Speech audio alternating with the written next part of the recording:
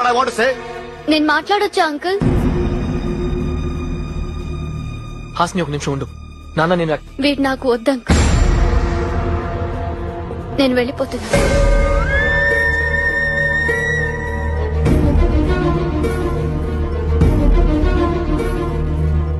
నాకు మాట్లాడడం రాదు అంకుల్. ఇప్పుడు కూడా మీరు మాట్లాడుతుంటే మధ్యలో వచ్చి డిస్టర్బ్ చేశాను. ఇది కరెక్టో కాదో కూడా నాకు తెలియదు. కానీ సిద్ధుకి మాత్రం నేను కరెక్ట్ కాదని అనిపిస్తుంది. మీరు నన్ను ఇంటికి తీసుకురమ్మన్నప్పుడు 7 రోజుల్లో ఒక మనిషి గురించి ఎలా తెలిసిపోతుందా అనుకున్నాను.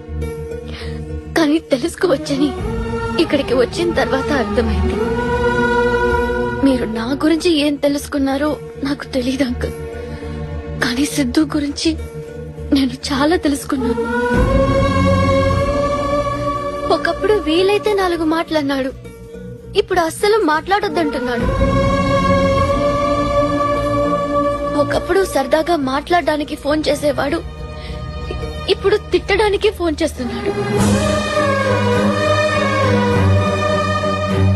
ఒకప్పుడు నాలో ఏం నచ్చిందన్నాడో ఇప్పుడు అదే నచ్చట్లేదంటున్నాడు.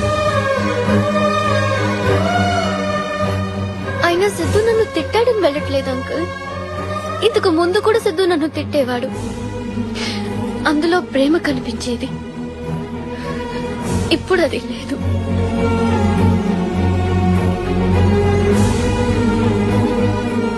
ఇంట్లో నేను ఒక్కదాన్ని ఉన్నప్పుడు కూడా ఎప్పుడూ ఒంటరిగా ఫీల్ అవ్వలేదు.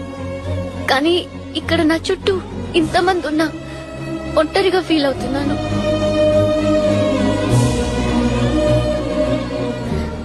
నాకు ఇంట్లో ఒకలాగా బయట ఒకలాగా నటించడం రాదంకుల్. ఇక్కడుంటే లైఫ్ లాంగ్ నటించాల్సి వస్తుందేమోనని భయంతో వెళ్లిపోతున్నాను. గెస్ట్ లాగా వచ్చాను, గెస్ట్ లాగే వెళ్లిపోతున్నాను.